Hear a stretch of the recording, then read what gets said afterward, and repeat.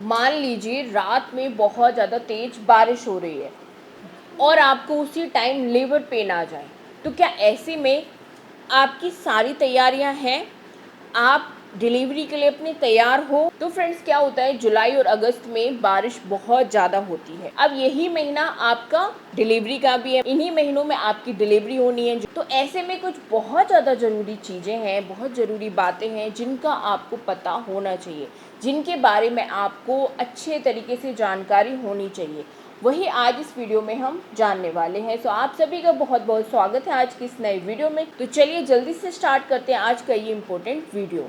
आप सभी कमेंट में ज़रूर शेयर करें आपकी डिलीवरी जुलाई में है या अगस्त में है या इससे अगले महीने में है। तो स्टार्ट करते हैं जल्दी से आज का वीडियो। सबसे पहली चीज़ तो आपको ये बता दूंगी, जैसे कि बारिश का मौसम है तो ऐसे में सबसे ज़्यादा जो ध्यान रखना होता है वो है साफ़ सफाई और मच्छरों से बचाव, क्योंकि इस मौसम में डेंगू मलेरिया जैसी बीमारियां बहुत ज़्यादा फैलती हैं मच्छरों के काटने से। तो जितनी ज़्यादा आप साफ़ सफाई रखोगे तो मच्छरों का प्रकोप कम रहेगा, मच्छर ज़्यादा नहीं पनपेंगे। और मच्छरदानी लगाकर आपको हमेशा सोना चाहिए, क्योंकि मच्छरों से इस समय बचना बहुत ज़्यादा जरूरी है। अगर आप इस समय बीमार हो गए, आपके घर में बच्चे पर बहुत बुरा असर पड़ेगा, साथ ही साथ डिलीवरी में प्रॉब्लम आ सकती है, इसलिए ख्याल रखें। दूसरी बहुत ज़्यादा इंपॉर्टेंट चीज़ है कि आपको अपने इस समय पे खान पान का बहुत ज़्यादा ख्याल रखना है।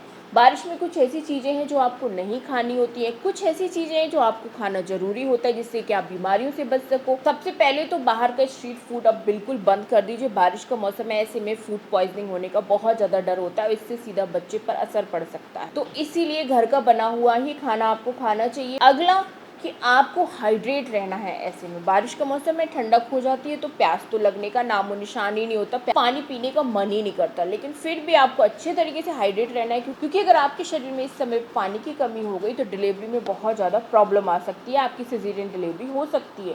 इसीलिए 8 से 10 ग्लास पानी पीते रहें। ऐसे में भी जो पीना है वो आपको फ्रिज का तो बिल्कुल नहीं पीना है, ठंडा पानी बिल्कुल नहीं पीना है, नॉर्मल टेम्परेचर पर जो पानी है उसको पिएं।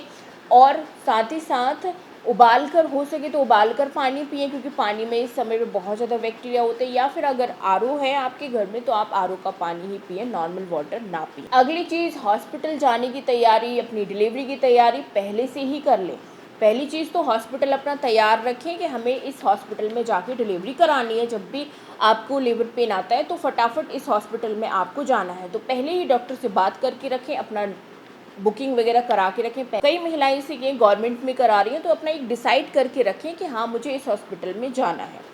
अब उसके लिए आपको अपना एक डिलीवरी बैग भी प्रिपेयर करना पड़ेगा। डिलीवरी बैग में जो बच्चे की यूज़ की छोटी छोटी चीज़ें हैं उनको रखना पड़ेगा, आपके यूज़ की जो छोटी छोटी चीज़ें हैं उनको रखना पड़ेगा, जिसमें आप अपने कॉटन के कपड़े जो भी रखें वो फुल स्लीव्स के ही रखें, क्योंकि इस समय बारिश का टाइम है तो मच्छरों से बचना बहुत ज़्यादा ज़रूरी है। और मौसम में थोड़ी थोड़ी ठंडक हो जाती है तो फुल स्लीव्स के ही दोनों के लिए कपड़े रखें, अपने लिए और बच्चे के लिए। और भी ज़रूरी चीज़ें होती हैं, मैं डिटेल में उस पर वीडियो बनाऊंगी आप सभी के लिए, ये इसमें बताऊंगी तो वीडियो बहुत ज़्यादा लंबा हो जाएगा। और अपने हॉस्पिटल बैग में सारे जो हॉस्पिटल के डॉक्यूमेंट्स हैं, आपके जो चेकअप हुए, अल्ट्रासाउंड हुए, टेस्ट हुए, वो भी सब संभाल के आपको एक फ़ाइल में रखना है और वो फाइल अपने हॉस्पिटल बैग में रख लेनी है, क्योंकि लेबर पेन कभी भी आएगा तो आपको दौड़ के जाना पड़ेगा, तो वो बैग हमेशा तैयार रहना चाहिए आपका ज़रूरी चीज़ों का। अगला, जैसे कि डिलीवरी हो जाएगी तो अपने न्यूबॉर्न बेबी के लिए भी कुछ ज़रूरी चीज़ें हैं जो आपको ध्यान रखनी, जैसे कि बारिश का मौसम है तो मौसम में ऑलरेडी ठंडक होती है, तो बच्चे के मतलब टेम्परेचर का बहुत ज़्यादा ख्याल रखना है। बच्चा जहाँ भी रहे, जिस रूम में भी रहे, हॉस्पिटल में रहे, फिर घर आ जाए तो नॉर्मल टेम्परेचर पर ही आपका रूम रहना चाहिए, ना तो ज़्यादा गर्म और ना ही ज़्यादा ठंडा रहना चाहिए। और जैसे कि हॉस्पिटल में हो आप या घर में हो और पंखा चल रहा है, डायरेक्ट बच्चे को हवा लग रही है तो इस बात का भी ध्यान रखें, डायरेक्ट बच्चे को हवा नहीं लगनी चाहिए। साथ ही साथ अपना शारीरिक और मानसिक ख्याल रखना भी बहुत ज़्यादा ज़रूरी है। अभी से आपको अपनी ब्रीदिंग एक्सरसाइज वगैरह शुरू कर देनी चाहिए। अनुलोम विलोम शुरू कीजिए, लंबी सांस खींचिए, मुंह के थ्रू छोड़िए, इस तरीके से आपको एक्सरसाइज शुरू कर देनी है। साथ ही साथ अगर हॉस्पिटल में आपकी सिजेरियन डिलीवरी हो जाती है तो, या नॉर्मल भी होती है और नीचे टाँके आते हैं, तो ऐसे में अपने टाँकों का आपको बहुत ज़्यादा ख्याल रखना है। टाँकों में गीलापन बिल्कुल नहीं होना चाहिए। टाँकों की जगह को हमेशा सूखा और साफ सुथरा रखने की आपको कोशिश करनी है। और हाँ, बहुत ज़्यादा इम्पोर्टेंट चीज़, जैसे कि आपकी डिलीवरी जुलाई या अगस्त में है, तो इस बीच आपको लगता है कि आपको अचानक से ब्लीडिंग स्टार्ट हो गई है, बच्चे की हलचल बिल्कुल कम हो गई है, बिल्कुल बंद हो गई है, आपको लगातार प्राइवेट पार्ट से पानी बहना शुरू हो गया है, आपको पेट में या कमर में बहुत तेज दर्द हो रहा है, या आपको फीवर आ गया है बहुत तेज, तो ऐसी कंडीशन में तुरंत हॉस्पिटल जाना है, बिल्कुल भी घर पर वेट नहीं करना है। तो आपको अच्छे तरीके से समझ में आ गया कि जब आपकी डिलीवरी जुलाई अगस्त में है तो आपको किन बातों का ख्याल रखना चाहिए। सो आई होप आपके लिए वीडियो हेल्पफुल रहा होगा। मिलती हूँ नेक्स्ट वीडियो में आप सभी से। Thank you.